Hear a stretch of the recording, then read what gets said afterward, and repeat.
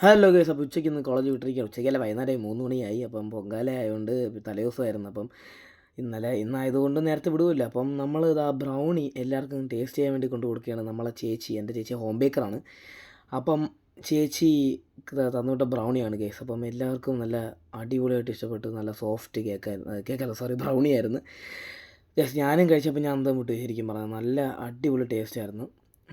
എന്ത് പറയാനായിട്ട് എല്ലാവരും ആസ്വദിച്ച് കഴിച്ചു.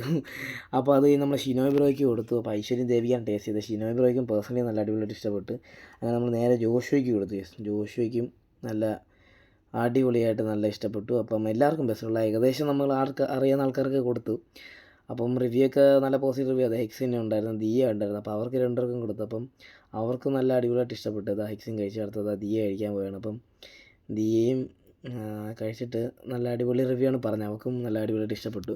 അപ്പോൾ അതൊക്കെ നമ്മൾ വീട്ടിലെത്തി ഡ്രസ്സൊക്കെ മാറ്റി നേരത്തെ നമ്മൾ ജിമ്മിലോട്ട് പോവുകയാണ്. അപ്പോൾ ഇതാ വർക്കൗട്ടൊക്കെ കഴിഞ്ഞ് നമ്മളത് ജിമ്മിൽ നിന്ന് ഇറങ്ങിയാണ്. ആൾക്കാരൊക്കെ കുറവായിരുന്നു. അതൊക്കെ കഴിഞ്ഞ് ജിമ്മിൽ നിന്ന് ഇറങ്ങുന്ന സമയപ്പോഴേ നല്ല എന്താ പറയാനായിട്ട് പടക്കമൊക്കെ പൊട്ടിച്ച്. പടക്കം എന്ന് പറഞ്ഞാൽ എന്തോന്നു.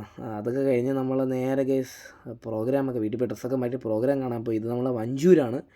നമ്മളെ പയ്യന്മാരെ അടിപൊളി പ്രോഗ്രാമൊക്കെ ഉണ്ടായിരുന്നു. അപ്പം ലൈറ്റും പിന്നെ ആൾക്കാരും പൊങ്കാലയുടെ തിരക്കും എല്ലാം ഉണ്ടായിരുന്നു. അപ്പോൾ നമ്മളെ ഫ്രണ്ടുണ്ട് സിദ്ധാർത്ഥ്. അപ്പോൾ നമ്മളെ കൂട്ടുകാരന്മാരെ എല്ലാവരും ജോഷു ഉണ്ട്, ഗൗരവം ഉണ്ട്, നമ്മളെല്ലാവരും ഉണ്ട്.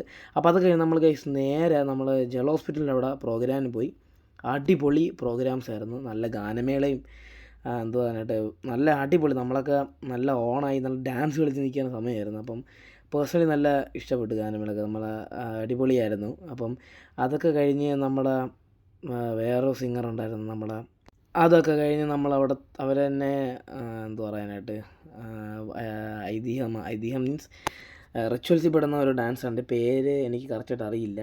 എന്തോ ഒരു ഡാൻസാണ്. അപ്പോൾ അതൊക്കെ കണ്ട് ഞാൻ ആദ്യമായിട്ടാണ് ഇതൊക്കെ കാണുന്നത്. അപ്പം അത്യാവശ്യം അത്യാവശ്യമല്ല നല്ല ആളും ഉണ്ടായിരുന്നു. റോഡ് വരെ ബ്ലോക്കായിരുന്നു. അപ്പോൾ അതൊക്കെ കഴിഞ്ഞ്